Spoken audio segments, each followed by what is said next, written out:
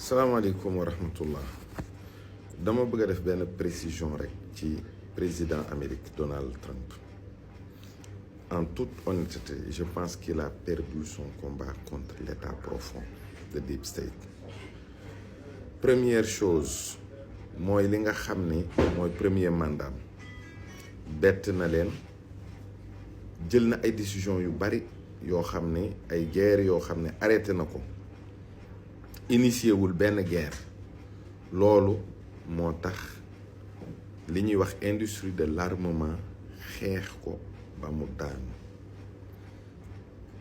bi muy defaat campagne lobby juif yi AIPAC ak yeneen particulier yoo xam ne dañu ko financé ci ay centaines de millions de dollars loolu bi muy ñëwaat ñi nga xam ne amoon nañu espoir ne par exemple guerre Ukraine bi day jeex agression bi nga xam ne moom la Israël agressé Palestine day jeex man mii ci laa bokkoon au début bi mu ñëwee dafa commencé bras de fer bi ak ñoom mais malheureusement à l'heure où je parle man xam naa ne il a perdu ce bras de fer là am na ñu bari ñuy wax ne léegi mag la dafa sonn nangam bon Maison Blanche même Truman tuddee woon na ko benn moment prison blanche bureau ovale ku fa xëy bis bu set da ngay xeex à l'extérieur ak à l'intérieur ba ngay wàcc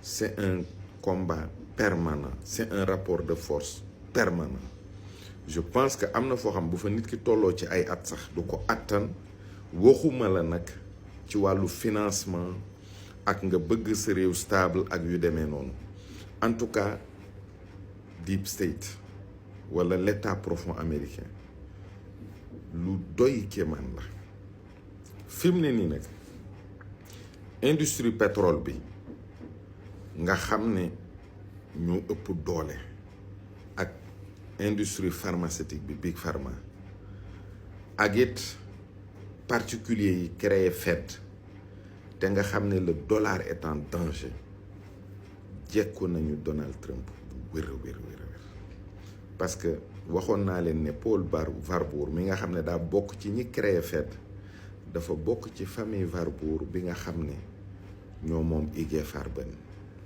le dollar est en danger réserve yi xamuñu actuellement nan la demee BRICS yi ni ñuy doxee metti na ci ñoom loolu ak échec bi am ci Covid bi dafa tegloo te metti industrie armement bi nag ñoom aussi ñu ngi xaw a teggi seen loxo parce que ñoom foyer de tension yi fayul donc ñu ngi continuer di liggéey mais aussi lobby juif bi ñu ngi teg pression bu metti parce que tamit Israël dañu am projet le grand Israël te dañu am yaakaar ne Netanyahu moom mission nekkatul sax mission politique mais dafa bokk ci ñi nga xam ne ñoom ñooy précipiter l'avènement du Messie donc sincèrement ñi gisoon Trump bu jëkk ci premier mandat nañu xam ne kooku moom ak kii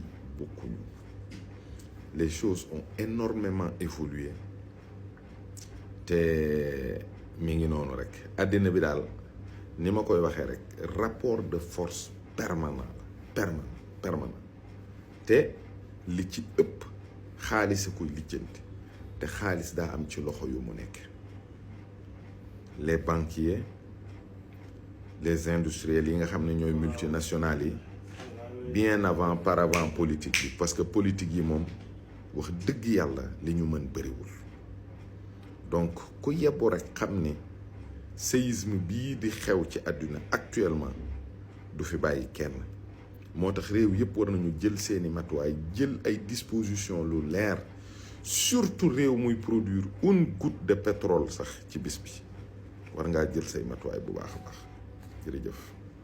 li nekk di xew États-Unis ça vous interpelle wala yéen Sénégal jël coupe d'Afrique bi rek fekk ab président ci biir palais daal dina ko coppet moom ak jabaram jël ko yóbbu ko sa dëkk te kenn waxoon lii ça nous pousse à croire que la façon de penser d'un Américain bokkut ak la façon de penser du reste du monde. Trump c'est un gars très dangereux te lii yëpp c'est juste pour le pétrole de la Venezuela te même campagne lañ def face à la Libye et face à l'Irak ñu ne Saddam dictateur la yàq derem ci àdduna bi yëpp ba buñ koy rey kenn waxul. pareil pour juste quelques kilomètres d'ici la Libye Kadhafi dictateur la dafa sonal waa dëkkam Sarkozy pistonné par les Américains ba tey gis ngeen Libye di fa xew.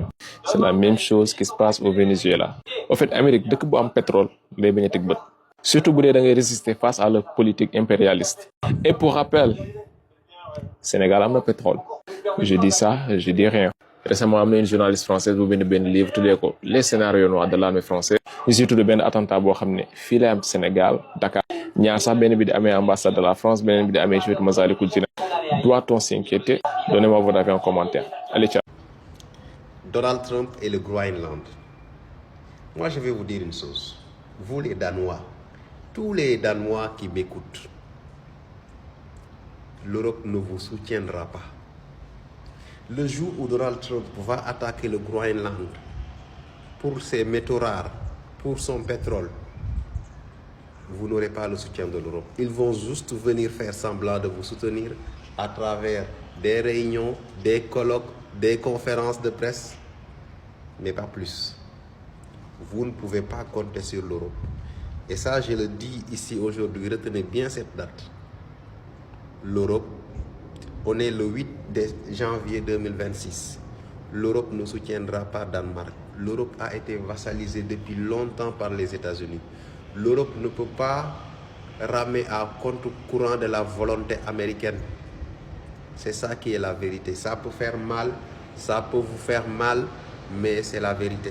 Que ce soit Macron ou toutes les autorités européennes que vous connaissez, ils ne vont jamais aller contre la volonté américaine. Parce que même l'Union européenne est une création américaine. Pour créer un instrument, l'Union européenne a été créée pour avoir, par la CIA pour avoir un instrument de vassalisation de l'Europe. Et ils l'ont réussi. Donc, chers Danois, ne vous inquiétez. Bon, je dirais même pas ne vous inquiétez pas. Vous avez à vous inquiéter. Parce que ceux qui feront semblant de vous soutenir, ils ne vous soutiendront pas. Vous serez seul dans votre combat. Et moi, je pense que vous ne faites absolument pas le poids. Et c'est là où j'attends les Européens. Oui. Parce que pour la plupart, ils sont en train de légitimer ce que Donald Trump a fait au Venezuela. Mais j'espère qu'ils vont encore légitimer ce qu'il veut faire ici au Danemark, chez nos voisins. Une question pour toutes les personnes qui soutiennent la démarche de Donald Trump, surtout les journalistes français. Ils disent que Trump a débarrassé la population du Venezuela d'un dictateur. Trump lui-même a promis d'annexer le Groenland. Est-ce que vous allez dire demain ou après-demain que Trump a bien fait parce que le Danemark est une monarchie? Il faut se rappeler que le Danemark est une monarchie, n'est absolument pas une démocratie. Donc, si vous légitimez l'enlèvement d'un président élu, un coup d'État affirmé, si vous le cautionnez, vous devez aussi cautionner le fait qu'un président puisse se lever, annexer un territoire dirigé par une monarchie. C'est une question de logique, parce qu'à chaque fois, vous nous parlez de démocratie. Et on sait nettement que la démocratie n'est pas compatible avec la monarchie. Oui, parce que la monarchie impose une hiérarchie des classes. Il y a une classe qui est en haut, intouchable. Le mérite, c'est juste qu'elle est née d'une lignée. Il n'y a pas de diplôme, il n'y a pas de morale, il n'y a pas d'éthique qui fait la différence. Non, c'est juste parce que vous êtes né de telle famille, vous êtes de telle hiérarchie, de telle hiérarchie. C'est ça qui existe au Danemark. Ce qui n'est pas le contraire, ce qui est contraire à ce qui se passe là-bas au Venezuela, parce qu'ils organisent des élections. Il y a des députés. Les gens tu peux naître fils de paysan, fils de guerriero et devenir quelqu'un comme la vice-présidente. Donc, je vais vous poser cette question, je le répète. est-ce que Trump aura raison tout simplement de s'attaquer à une monarchie?